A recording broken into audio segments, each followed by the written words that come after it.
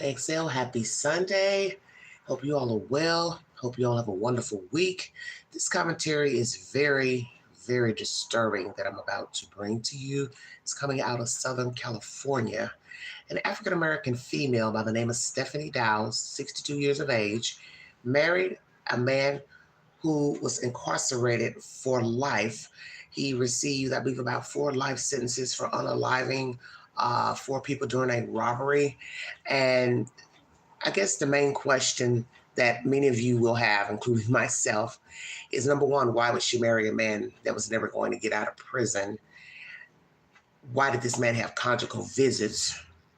I'll bring you information after I play the audio, the video, excuse me, how he was able to get the conjugal visits.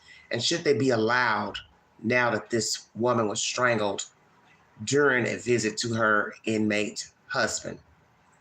If you'd like to donate to this great network, $Beganji129 Cash App, stickers and chats are welcome during the live stream. Thank you. Excuse me. Thank you so much for your time. Let's get down to business, everybody. Lord have mercy. Horrible. Breaking news, 4 months after a woman died while visiting an inmate at Mule Creek State Prison, we've learned her death is now deemed a homicide. The Amador County coroner tells KCRA 3 investigates she was strangled. Investigative reporter Lizzie Mitri is here with what she has uncovered. Lizzie. Curtis, we've been still following this story for several months, waiting to hear from the coroner, all after learning 62-year-old Stephanie Dowells from the Los Angeles area died at Mule Creek State Prison in Ione on November 13th at about 2 in the morning. Her family tells us she was visiting her husband, 54-year-old David Brinson. He's been in prison since 1994, and court records show a jury convicted Brinson of 4 counts of murder, and he was sentenced to 4 consecutive life terms without the possibility of parole. But he was allowed family visits. The CDCR website tells us those happen in private apartment-like facilities on prison grounds and can last about 30 to 40 hours. So it was during one of those visits that Dowells died. We know she was a hairstylist and a small business owner, and she was very close with her community in Southern California. So now, while the coroner has ruled Dowells' death a homicide, the prison says its investigation is still ongoing, and the district attorney's office tells us it has not filed charges against anyone because it's still waiting on that criminal investigation to be completed. Back to you. Lizzie, have you had a chance to speak with the family? Yeah, we have. They're obviously very upset about this, and they have questions about whether these private family visits should have been allowed. People looking at that now. All right, Lizzie, thank you very much. All right, everybody, we're going to go back and get a picture of Miss Dowells. It's one picture of the 62-year-old lady. Pretty smile. Active in her community, Southern California. She has children, boy children I've seen. It's a picture of Mr. David Brinson. This is the suspect who's doing life times 4. David, what's your problem? Mad at the world? You know you're not getting out? So you weigh this a lot of ways. So we're going to start with her first, then we'll talk about Mr. Brinson. Welcome to the Vault Excel, everybody. Wow, wow, wow. Pretty lady, no longer alive. She's some very handsome sons. They have spoken. Well, I'll play that video here in a second. Then we're gonna go deep into the belly of the beast pertaining to this beautiful lady here who is no longer alive. Condolences to the family, prayers. And can't say justice because he's not getting out anyway. So let's start with the late Miss Dowells. Why did this nice looking lady marry this man? Let's ponder that, because that's going to be the first question. Why would this active lady marry this man? We've heard this so many times of women marrying men in prison, also men marrying women, and many people will ponder why. Some will say, well, they're lonely, they want attention. If the person is never going to get out of prison, some will say they're married them just for that reason. They know they're never going to get out. So they've got some type of, maybe some type of mental issue with themselves, because you have to ask yourself, why would you even want to date a person or marry a person who's never going to get out? They're never going to get to freedom. So I guess you'd have to know the person personally and talk to that person and say, hey, why are you dating this guy? Why are you dating this lady? Why are you marrying this person? You know they're never going to get freedom. So we have to ask that question because that's one of the elephants that's in the room, big elephant. Why would this lady who's active, she can move about at the time, why would she want a person who's killed 4 people? Back in the 90s of robbery, he would have been a younger person at the time when he committed the crime. We know that if you believe in God, God forgives all sins. You can turn your life around, but you are talking about 4 innocent people who are no longer here and lost their lives by Mr. Brinson. So one would say, what would possess this woman? Now, she wants to do prison work, help out at the prison, have church group at the prison, fine. But taking it a step further, no. Why? Why would you want to do this? Okay? Why do you even want to take it to the next level? And we've seen this happen with people who reach out to people in prison, church groups, organizations that go to the prison to administer, to minister the word. You later hear there's some hanky-panky with love letters and notes and pictures. And I get it, people are lonely and you look at the person, but you're not looking at the crime. And then some people weigh it and say, well, how can you not look at the crime? That's a very good question. But we do it all the time, do we not? Let's keep it real. Many of us have met people who we know have committed crimes and we still talk to them, deal with them. Out here in the street, they're free. Because that's something people need to understand. There are a lot of people walking around who do have criminal backgrounds. All types of criminal backgrounds. You talk to them, you deal with them. They're your family members, they're your children. You still deal with them, you still eat, you still break bread with them. So this is a little deeper because we're now talking about homicides. 4. So what will possess this lady to want to take up with this man? Is it because he was young? She felt like, well, he was young, he made a mistake. I'll forget that. I'll just put that on the back burner. He's a different person now. Why? That's the main question. Loneliness, bored. I've seen a few comments under a Newsbreak article with some people calling her bored. I saw somebody's YouTube video just now that said that. That's where I saw this YouTube video caption. Bored, 62-year-old, blah, blah, blah. It's a hell of a title, is it not? Do you all think she was bored? I'll put that up on a poll. I already have a poll up on my channel, so feel free to go over to my community channel and take the poll. Should inmates get conjugal visits? That's my other question. Should any prison give inmates conjugal visits? So we're going to do the conjugal visits question. Why did you all give him this? You have to meet a certain criteria in order to get the visits. Now, some of you all are going to say, well, why give it to him? So I had to weigh that just a minute before going live. Maybe they gave it to him or other inmates because they know they're never going to get out. He's married this lady, so he is now a husband, although he's incarcerated. So we'll give him the visit, he and the wife, because he's never getting out. So maybe that's the motivation. Then they also say they want to try to keep families unified. People who are incarcerated versus the people on the outside that they're related to. So is this the main reason the prison is giving these men, women, conjugal visits? Because they know they're never going to get out. They're never going to have a full relationship with someone. So they'll at least let them be able to touch another human being in an intimate way, intimate fashion, the way we do when we're free. Then I thought about the flip side. Should it only be for those who are about to get out, be released from prison? They're on good behavior. Because naturally you have to be on good behavior to get it approved. So that means he was a good prison inmate while he was incarcerated. He's still incarcerated. But then one's gonna also now say, how did he flip out? So we're gonna weigh all of that. Why the visits? Why an inmate who's never gonna get out? Do you also give it to those who are about to be incarcerated? Getting ready to come out, 1 month, 2 months, 5 months. Somebody that's got 2 or 3 years left, do you give them conjugal visits? So who do they give the conjugal visits to? Because I get it, they're giving it to those who are in good standing at the prison. But what's your timeline? Is it lifetime offenders and also those who are going to come out. Now, will they allow it since he's murdered this woman? The fact that it took months, 4 months, for investigators to now deem it a homicide, I find that strange. When you strangle a person, different things happen to the body. Your eyes bulge. There's marks on the neck. So you want me to believe that this man strangled this woman and nobody noticed the coroner? You didn't notice hand marks around her neck? And they would be more prevalent as she lay dead. Now, my understanding, he called immediately after he strangled her. So I don't know if it was during sex, after sex. You're never going to know. The coroner would have to tell us that.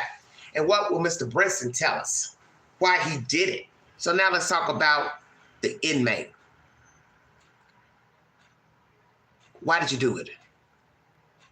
Did you do it because you knew you were never going to get out? You never going to be free? You're angry? Were you angry at her for some reason? Did she not do something? Did she say something out of the way during the visit? Did he feel less of a man during this visit? Hey, was he able to perform during this visit? We're asking all questions. Because this was an intimate setting, apartment-like setting on the campus, prison campus. How many rooms do they have? How many apartment-like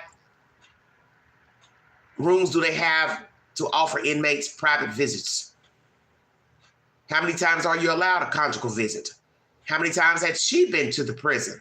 Are we going to find out this was her first time going to see Mr. Brinson? See, lots of questions. What happened during that visit? Did she say something to offend him? Did she get turned off? Did he ask her to do something she didn't want to do? Did he strangle her as soon as she got undressed? Or was she still dressed? Lots of questions. Was this lady dressed when she was strangled? What happened in that room? And why did he unalive her? You are not getting out of prison. And there are many men and women who have life. They would love the opportunity to be intimate with a person of the opposite sex in a bed. Let's keep it real. And I don't think they would think about strangling the partner, their spouse. So why did this fool strangle her? That leads me to believe you've been incarcerated for 30-something years. You just have death on your mind, in your heart, and in your spirit. You don't have nothing to live for. And I think possibly that's why he did it. I'm not coming out of here. I don't care about this lady. I don't care about those 4 people I killed. I don't care about these inmates. I don't care about the warden. I don't care if they lock me in a hole. I don't care if they decide they want to give me the death penalty, because we need to ask that question too. Should his ass get death? I'm going to put that on the poll as well. What charges are they going to give him? He's already got 4 life sentences. This is disturbing to me. When I first saw this caption earlier in the week, I didn't open up the article because I get a lot of notifications because I'm a Newsbreak contributor and I'm on the app. I just said, I ain't opening that, because I'm always, doing other stories. So I said, I'll get back to that. Well, here I am. Looking at this vivacious lady who once was. This is disturbing. Let's do a little backdrop, everybody. Welcome to the Poll. XL. MSN is the source. 62-year-old grandmother was killed while having an overnight conjugal visit with her convicted murderer husband at a California prison, according to reports. David Brinson, 54, was found guilty of killing 4 men in 1993 and was sentenced to life prison without parole. In November, Brinson had an unsupervised visit with wife Stephanie Dowells, 62, at Mule Creek State Prison in Northern California. Brinson claimed to prison officials she had passed out, but the Amador County coroner said this week her death was a homicide and determined she had been strangled. No one has been charged in the killing. Fox News Digital has reached out to the Amador County Sheriff's Office and the California Department of Corrections and Rehabilitation. How could they just let this happen. I just don't get it, Dow's son, Armand Torres told KCRA-TV. My mom was just left alone, and she called for help, I'm sure, and there's nothing she could do. Well, did she call for help? How would she be able to call? It's kind of hard to call when you're being strangled. I'm just saying.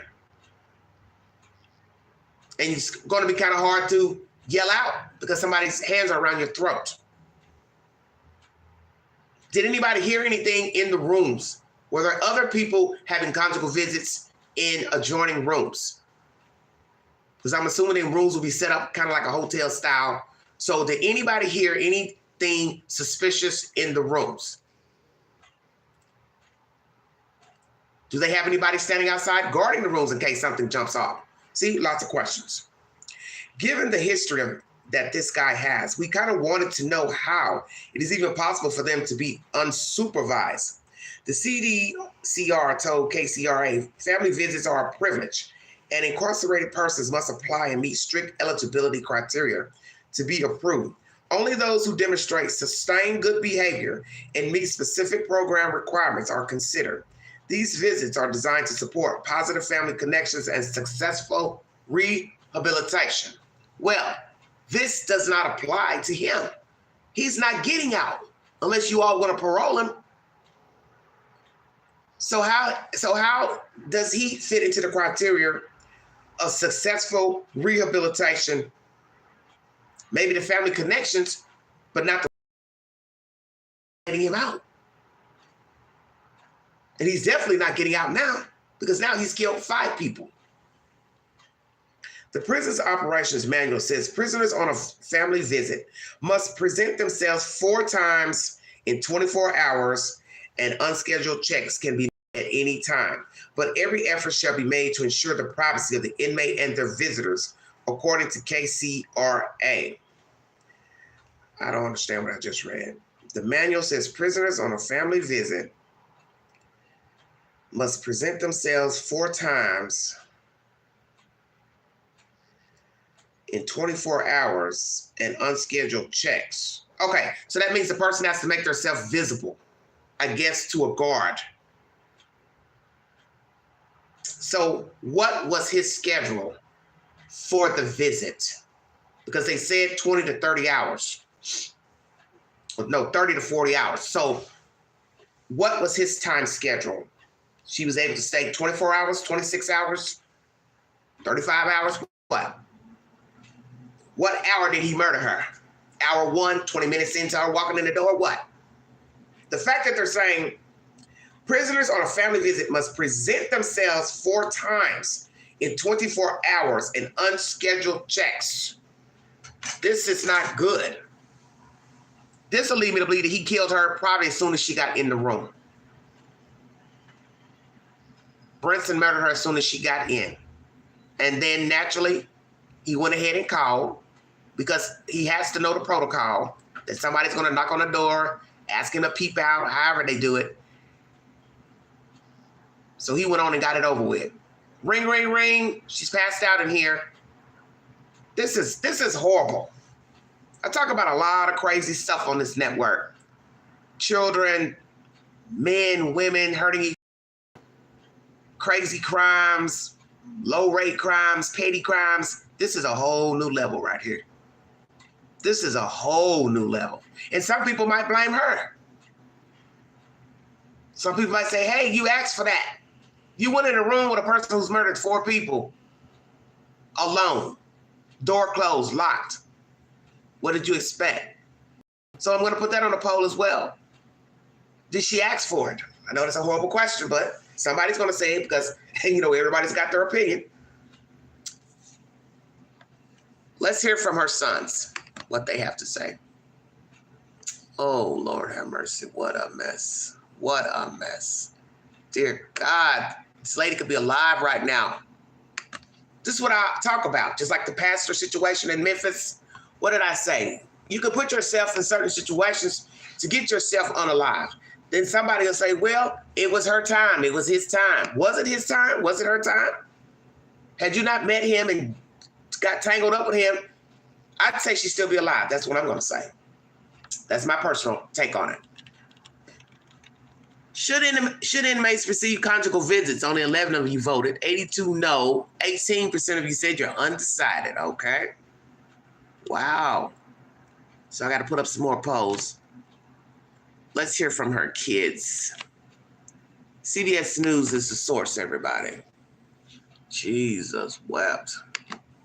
What a mess.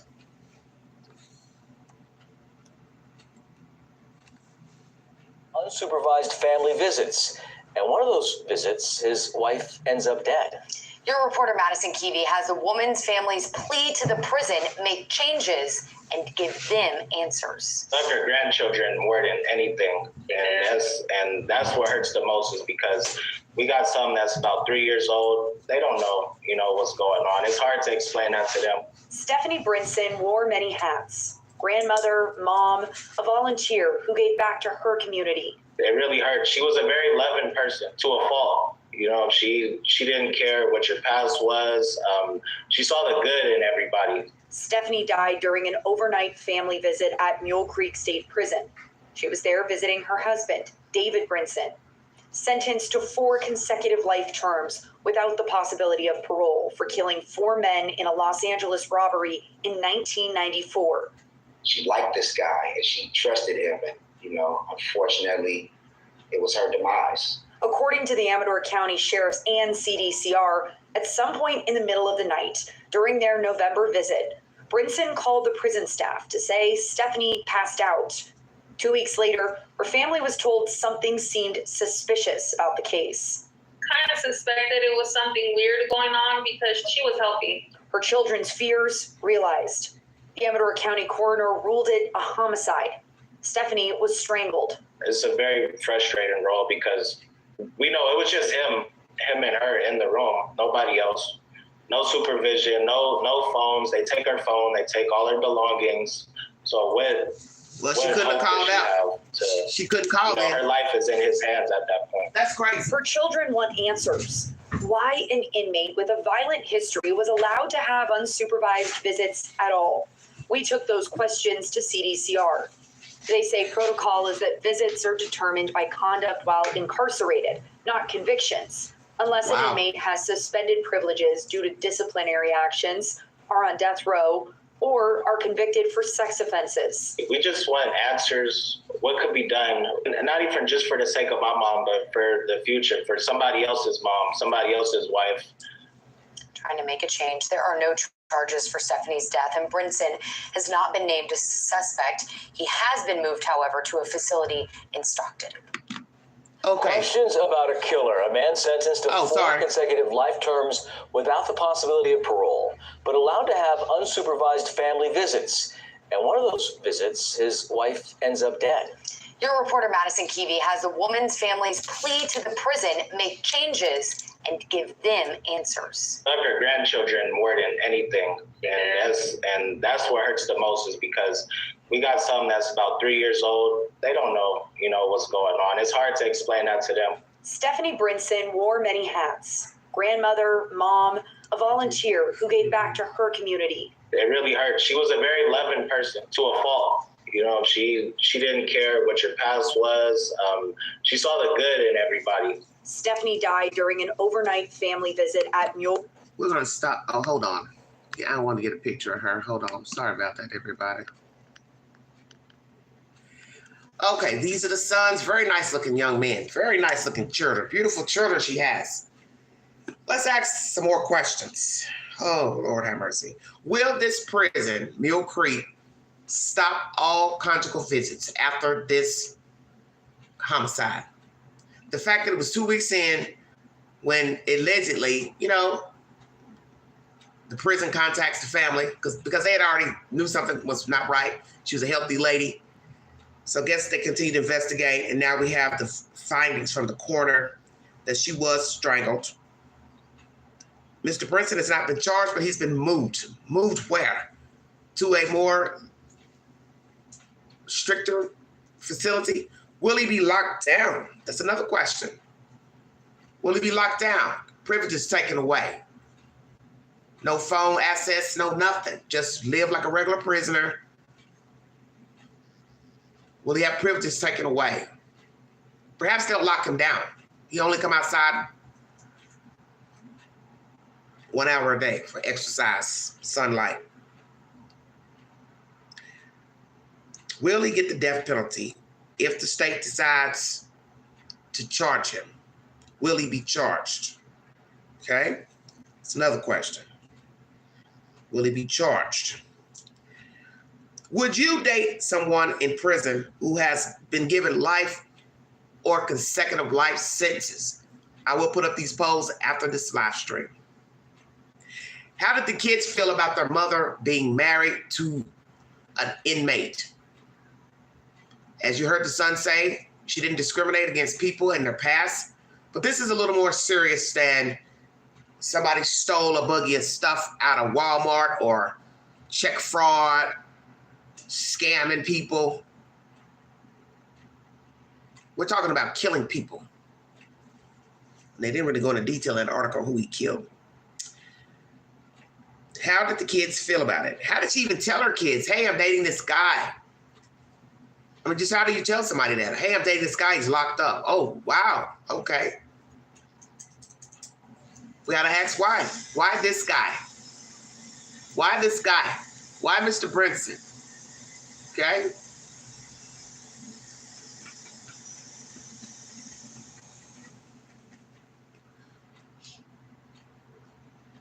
Trying to figure this out myself. Did any of the children initially disapprove of the mother dating this Mr. Brinson? So far, they seem very positive in their interviews, but we don't know how they felt in the beginning when she told them, oh yeah, I'm dating this guy, he's locked up.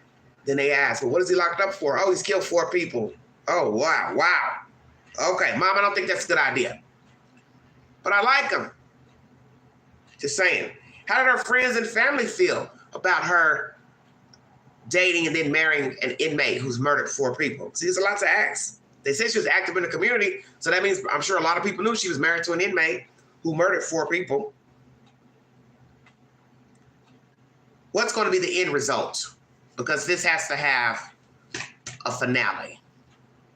Charge him with murder, put his ass to death, because I don't even think they have the death penalty now in California. You need to bring it back. You need to bring it back to all with it. And in this case, I definitely don't have a problem with it. He's been afforded the luxury to not even be on death row. Let's keep it real. And I'm assuming the death penalty was on the table when he unalived these people in '93. So he's been afforded a luxury to even still be breathing.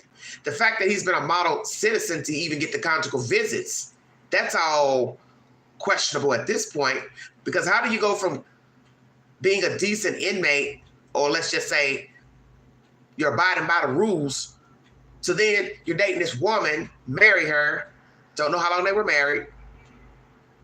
She gets to come see you, don't know how many times she visited him. And they say in the middle of the night, he strangles her and then he calls for help, saying she passed out. He's cold. His spirit is cold. You strangle this lady and then you're going to call somebody and say, oh, she passed out. And I'm sure for the past 4 months, he didn't think he was going to be charged or be, stand account.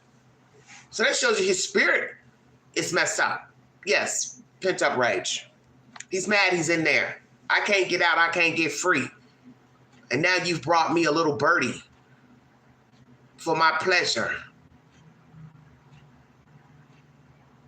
Instead of him enjoying the time with her, talking to her, loving on her, vice versa, he decides to strangle her. This is crazy as hell. I'm telling you, I won't doubt he strangled her as soon as she got in that room. Because how are you going to go from lovey-dovey talking to then strangling a person? And we know a lot of men like strangulation through sex, during sex. It's a high. It's a high for you. I don't know how it could be a high for the person. Now, some people will say they like to be strangled. I don't think that's a good idea. I don't recommend it. We had heard about people doing it many years ago, self-suffocation while masturbating or whatever, which I don't even know how you can do that. That's a whole nother subject. But I just think there's certain things you shouldn't do, and this would be one. Letting somebody put their hands around your throat during sex. Many men like putting their hands around a women's throat during sex. Why? I don't get it.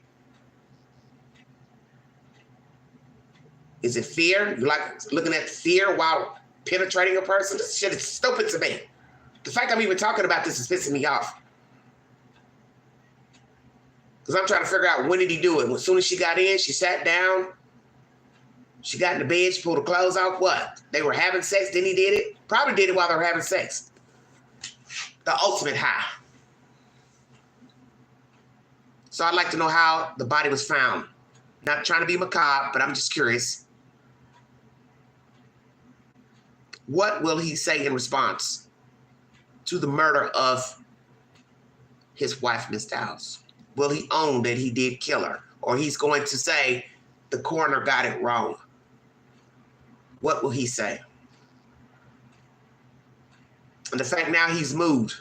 So he's probably been in one prison 30-something years, and now you got to move, meet new people, new system, new way of doing things. You know, still a prison, of course. All because you decided to strangle your wife. This is just ridiculous to me. Whole life gone for nothing. For a piece of fucking garbage. He's garbage. And I get it. Some people can change. But I don't really trust anybody walking out after killing 4 people. That'd be no different than Korberger walking the street. He's killed 4 kids. Do you want that motherfucker walking free? Hell no. Hell no.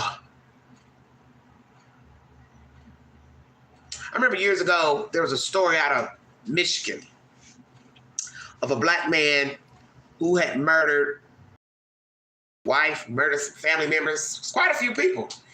And he went to court and they said he was mentally, disabled, had some type of mental disorder. And they let him go. He eventually was free, I think. And that's the one thing I never could understand. How in the world can you let somebody out and they've killed several people at one time? I don't understand. Help me understand. I'm not going to sit here and believe you that mentally disabled and you know how to kill more than one person. No, there's nothing wrong with you. There's nothing wrong with you. You know exactly what you're doing.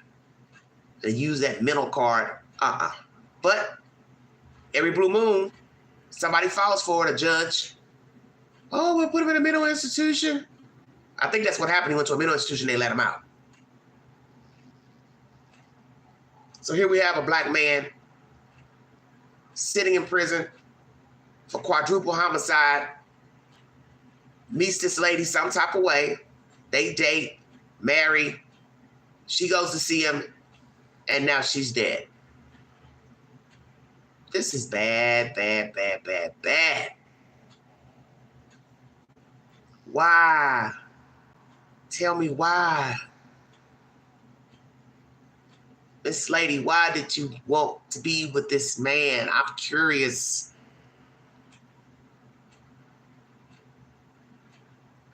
I'm going to share a story with you. I'm sure I'll probably get judged for this, but I always try to share something similar if it fits the bill. So I'm going to go on out on a limb and share a story. Queen has had a very eventful life. A few years back, a black guy who was incarcerated had reached out to me through social media, through Facebook. I think it was through Facebook. Facebook or the date site, something. And we talked briefly on Messenger. And, it was just a conversation. I never looked at it as it being anything, especially when I realized, he had unalived a person and he had killed a guy when he was like 19. It was some type of, rivalry situation. I don't remember all the details, but it was senseless. I'll put it like that. It was senseless. So we would talk periodically, I think a lot of these men, they're bored. They just want somebody to talk to. And eventually he was going to be getting out. A couple of years he was going to be getting out. So I remember one conversation we had, and it never left my mind. Because now I know he's free, because he had contacted me a few years ago and he told me he was getting out. I think he was going to be going to Texas from where he is, because I think he was in Alabama, Louisiana, somewhere, and he was going to go to Texas once he released. Anywho, in this conversation,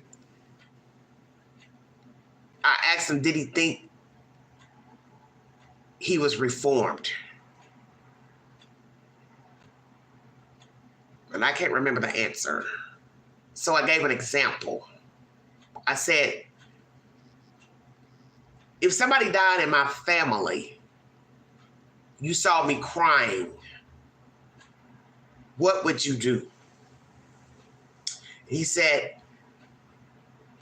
well, I wouldn't be crying. Wouldn't affect me. But I'd feel bad for you. And I thought about that. I weighed everything in that conversation. I get it. Because somebody sees you crying does not mean they would cry, okay? Let's keep that real. Then you're also talking about a man. A lot of men don't cry. Even in death, many men don't cry, even if it's their own mother, father, sister. So I tried to weigh it, both coins, you know what I'm saying? He basically saying to me, I don't feel anything towards the death of the person, but I'd feel bad for you because you're upset. So see, it's like a double-edged sword. He ain't really caring that the father's dead, but he feel bad that I feel bad that they're dead, if that makes any sense to anybody. It's just the way he said it. I knew he didn't have nothing in him. Right, lack of empathy. And I think I mentioned that. Because even the comments was cold. Like, well, I wouldn't want you hurt, but he's basically saying, I'm not going to cry because your dad or mom died. But I feel bad for you because you're feeling bad. But I could tell it's the way he said it. Yes, he didn't have any empathy. He didn't feel anything, period. It's just his conversation was just like cut dry. But I told myself, he gets out, I pray nobody crosses his ass. That's exactly what I told myself. So years later, he found me on Facebook and he reached out to me and he was telling me, how you doing? How's your life? And I, responded. And then he said, well, I'm going to be getting out soon. Matter of fact, he was getting out that week. And I thought, oh, okay. So he was, I guess, trying to ask me about, coming to Tennessee.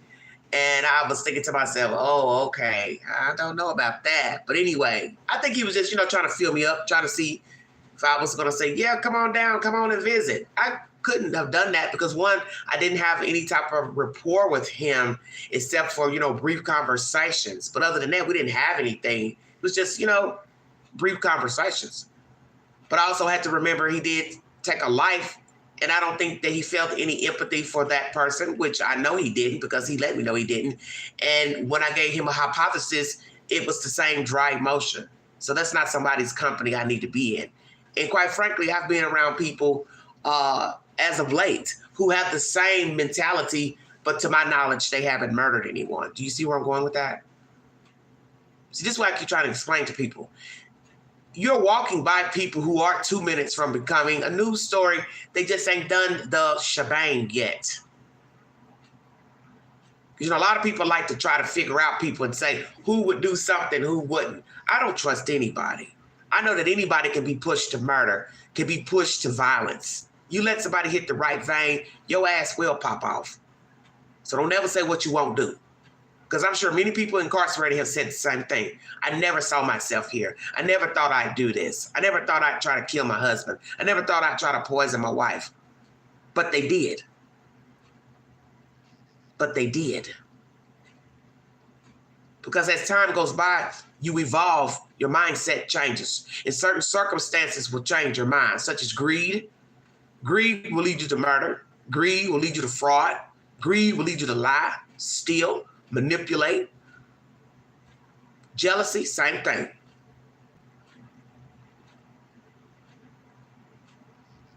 Same thing. Why this man robbed those people? Obvious reasons. Murdered them. Been locked up 30-something years, but he still ain't got no empathy. He don't care. He had a beautiful lady in his presence, and that wasn't even enough. Knew he was never getting out. Took a whole life. 62, vibrant. She's gone now. All because she's probably was a lonely person. Because what people are going to say is obvious. Why are you even talking to him? Why are you even talking to him? If his family wants to talk to him, that's them. But why are you talking to him? Somebody might say the same about the situation with that guy that reached out to me. Because I think he was on, I met him on a date site originally. And then he, eventually told me he was incarcerated. Somebody will say, well, once you realize he was incarcerated, why keep talking to him? Good question. Why I talk to him? I don't know. And why do I talk to most of the people I talk to that I ain't got no business talking to? Keep it real.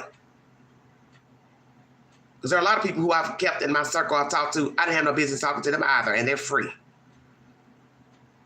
I think a lot of times we are lonely, we get bored, something to do. But see, that's what leads you into the abyss. Loneliness, bored, just making idle conversation. As they say, idle minds, devil's workshop. That's how stuff jumps off. It's probably how that jumped off with her and Mr. Brinson. She could have been on a date site. She could have been working with the prisons through church or something. They met, started writing letters. Now we're giving out phone numbers. Now we're talking every day. Now somebody's liking somebody, attracted to somebody. Now we're talking sex talk. Now we're dating. Now we're married. Now we're going to the prison, and now we're dead.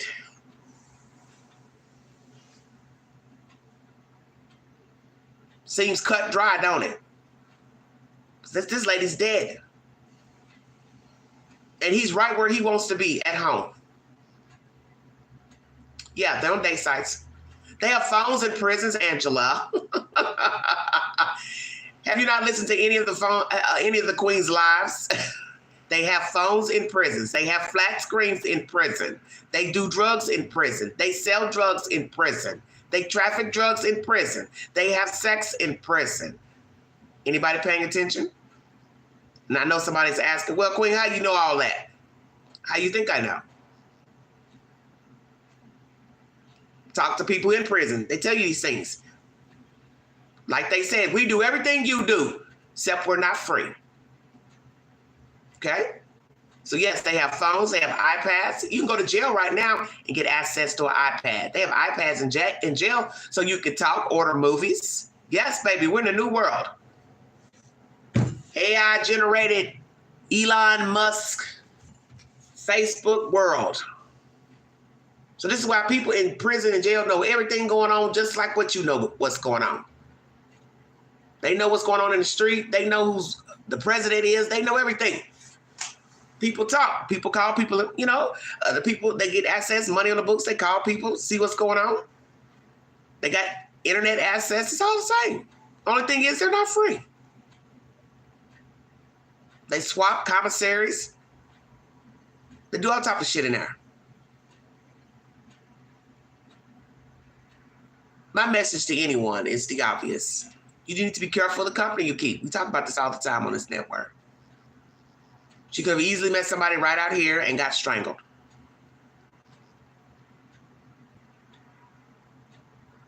But she met somebody incarcerated and got strangled.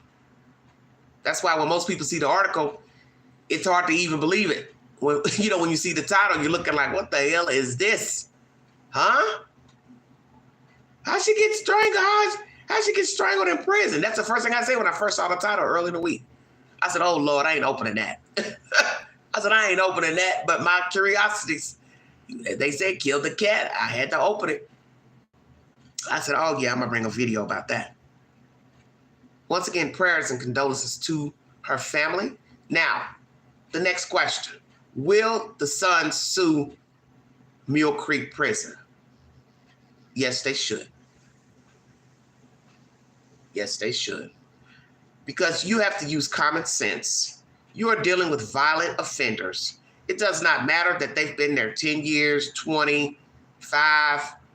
They ain't been in no trouble. They ain't took an ice pick to somebody's throat. They are there for a reason. And it's not to say that you can't be reformed, but my thing is you can't really be reformed inside. Your test is outside. Because it's what happened outside is what got you in prison in the first place. So being in prison don't mean nothing. You ain't got in no trouble. So what? So what? Your model prisoner who killed 4 people, doing 4 life sentences, got hooked up with a woman and she went to see him. Don't know if they had sex or what. He killed her in the privacy of a room.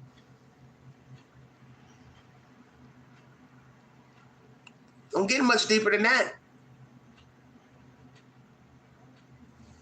Good model prisoner murders woman in prison. This lady will be alive today had she not got hooked up with this Mr. Brinson. That's the bottom line, and you know that, and I know that. Had she went about her way and dated out here in the free world, she'd probably still be alive today. It's not saying she would have met another knucklehead or fool, but the point is, she could have the option to move on, get the fuck on. It ain't to say he couldn't have been a crazy one like Mr. Brinson. Because naturally, these days, people are whack. People become jealous, irate.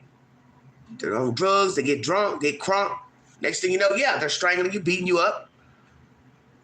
But we will never know. But the point is, she lived to be 62. So she was doing pretty good to be alive at 62 and healthy, as the daughter-in-law said, or whatever. She was healthy. So she wouldn't just pass out. Pass out from what? Well, we now know she did not pass out. Mr. David Brinson murdered his wife, and she was 8 years older than him. 8 years older. Wow.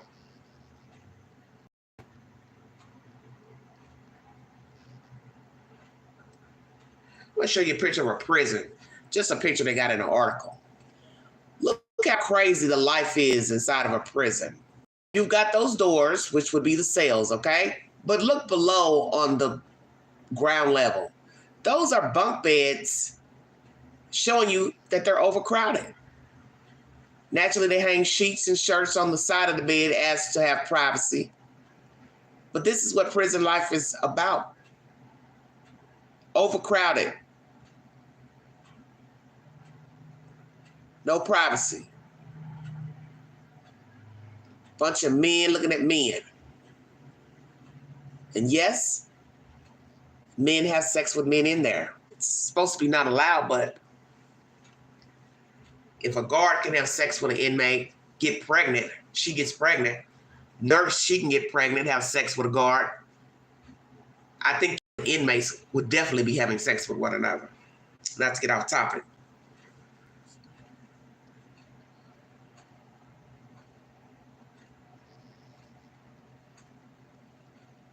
This is the man that she chose. Why, I don't know. Maybe she was lonely. Maybe she felt like he had reformed himself. Maybe they talked about God, the Bible. Maybe she really believed that he was a changed person. She had hope that he was better. Maybe she even had hope that he would get out of prison. That the warden, the courts, the prisons would favor him, let him out. I don't know what's going on in this lady's head, but I do know this thing killed her, and he's not changed, and he's at home, and he's right where he needs to be inside of another prison. He deserves to be there. And now that he's killed this lady, he's not getting out. He's never going to get out. Thank you for your time. You all have a wonderful week. Be safe. I'll be back here in a few minutes to bring you my live number 2 pertaining to Mr. Korberger and the new information of Amazon searches of a knife sheath, sharpener, and we're going to dissect the state and the defense's arguments and what they don't want allowed inside of the trial of Mr. Brian Christopher Korberger. Live number 2 is up next. Like, share, subscribe. Drop your comments below this video. Take the polls on my community page. Follow the Queen on the Newsbreak app. And if you'd like to donate to this great network, $BeGanji 129 Cash App. Thank you all for your time. Give me a couple of minutes. I'll be back with live number 2. Thank you for your time, everybody. You've been listening to the Vault XL. Thank you.